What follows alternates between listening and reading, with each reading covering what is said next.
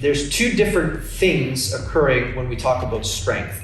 There's the thing that's outputting the energy, right, the muscle, and then there's the thing that's accepting the energy and then by Newton's law giving it back, which is the connective tissue. So it's muscular tissue which drives force into the connective tissue, and then the combination of those two things would develop what we refer to as a display of strength, right?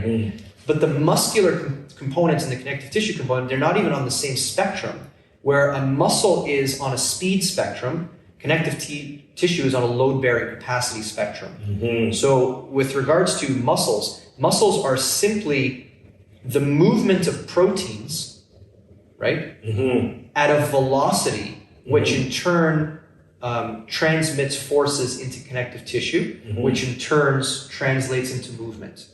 But the muscle component is only the question of how fast. It has nothing to do with anything. So like, I want more muscle. Do you want more muscle? I don't know that you want more muscle. I mean, it's not an easy question. That's why we always say you can have guys who are, let's say take wrestlers for example. You have one guy who's just jacked, just looks like a bodybuilder, and you wrestle him, you go, man, that guy felt really strong, right? He felt really strong. But then you wrestle a guy who's, obviously he's a wrestler, so he's fit, but he doesn't look like a bodybuilder. He's just fit, right?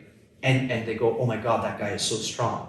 Well, how can that be the case, right? How can it be that the bodybuilder guy feels the same strength as the small lanky guy? And it's because there's two ways to get strong, right? You can either work really hard to increase the components of speed, or you can train really hard to increase the absorption of force, both of which will translate into better strength execution, right? And the separation of those two is, I think, really what the internal model is adding to the conversation. Not to mention the fact about training a joint, which is a trainable quality in a human, by the way. For sure. A joint is trainable, and it's progressively trainable, just like connective tissue is trainable, and it's progressively trainable, just like muscles trainable.